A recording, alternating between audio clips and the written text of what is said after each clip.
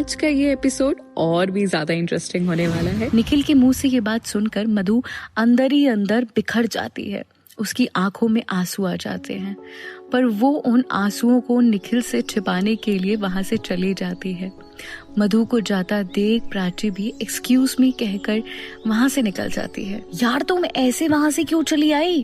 प्राची मधु के पास आकर बोली। प्राची, मुझ में इतनी हिम्मत नहीं है कि मैं इस इंसान को किसी और के साथ देखूं। टूट चुकी हूँ मैं, वैसे भी पूरी तरह। इतना कहकर मधु जोर जोर से रोने लगती है। मधु को रोते देख प्राची उसे गले लगा लेती है और खुद भी रोने लगती है। एक यही कारण है जो मुझे किसी से प्यार नहीं करने देता। मधु को ऐसे रोते देख प्राची बहुत उदास थी। प्राची मधु को लेकर वापस रूम पर जाती है और मधु से डिनर करने को कहती है। इस पर मधु बोलती है कि उसे भूख नहीं है और बस इतना कहकर मधु अपना कंबल ओढ़कर बेड पर लेट जाती है। प्राची भी बिना डिनर किए सो जाती है। अगली सुबह मधु अभी भी सोई थी। मधु उठ, देखना 8 बज रहे हैं। प्राची ने जैसे ही मधु को ढकेल कर उठाया तो मधु झट से उठकर बैठ गई और हड़बड़ी में अलमीरा से अपने कपड़े और टॉवल उठाकर वॉशरूम में जाने लगी। ये देखकर प्राची हंसते हुए बोली, अरे मैडम, आज कॉलेज का ऑफ है तो आप टेंशन मत लीजिए, आप आराम से नहाइएगा। ओह, मैं तो भूल ही गई थी। अच्छा हुआ तुमने याद दिला दिया, वैसे भी मुझे गुड़गांव जाना है आज काम के लिए। मधु ने अपने कपड़े बेड पर रखते हुए कहा। कौन से काम के लिए? कुछ नहीं यार, मैं सोच रही हूँ कि पार्ट टाइम जॉब ज्वाइन कर लूँ और अभी बहुत सारी कंपनीज में वैकेंसीज खाली है।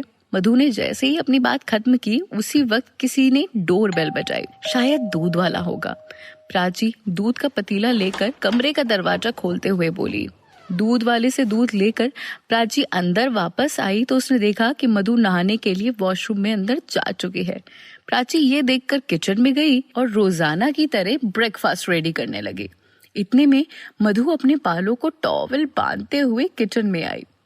उसे आते देख प्राची ने झट से सवाल किया, अभी तुझे जॉब की क्या जरूरत है? आई मीन, अभी तुझे कॉलेज भी जाना होता है तो ऐसे में जॉब कैसे कर पाएगी तू? वैसे मैं सब हैंडल कर लूंगी। मैं जॉब का टाइमिंग इवनिंग शिफ्ट का रखूंगी। इवनिंग शिफ्ट में काम भी आराम से हो जाएगा और कॉलेज भी।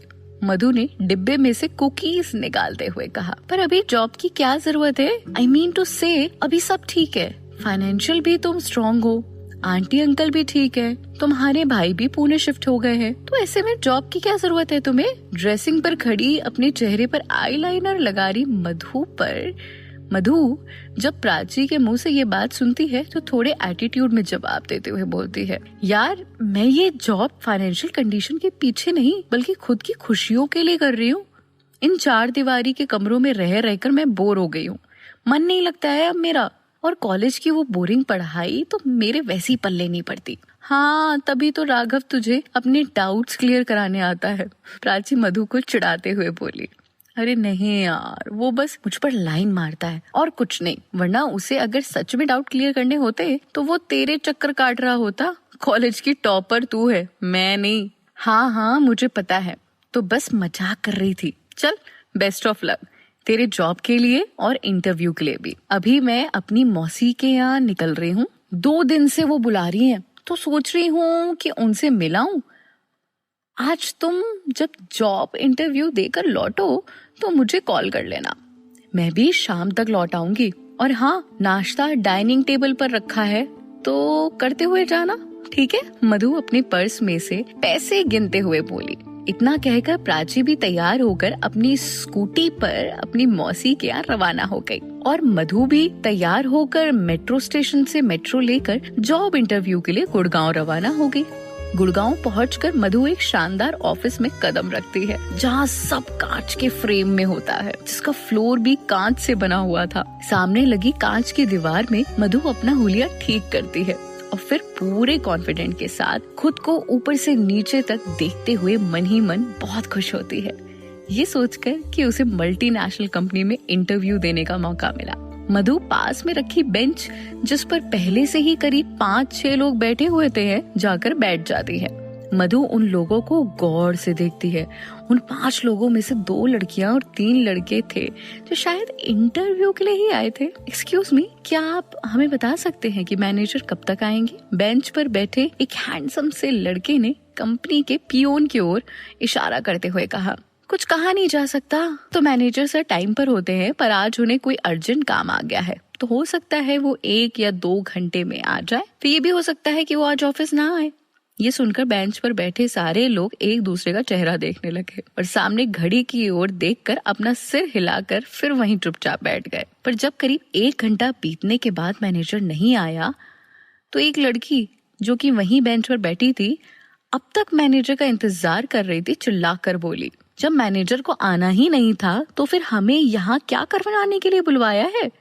इतना कहकर वो उठी और गुस्से में ऑफिस से बाहर निकल गई। पर बाकी के 4 लोग जो कि बेंच पर बैठे हुए थे अभी भी उसे देख रहे थे। उसकी सैंडल पर खटखट की आवाज अब तक ऑफिस की दीवारों में गूंज रही थी। मधु ने उन लोगों की तरफ हल्की स्माइल के साथ देखा।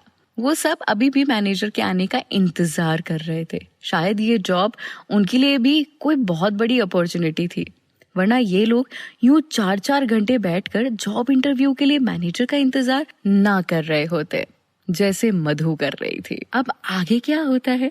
क्या ये जॉब मधु को मिलती है या इस बार कोई निराशा हाथ लगती है? ये जानने के लिए अगले एपिसोड को सुनना भूलिएगा नहीं।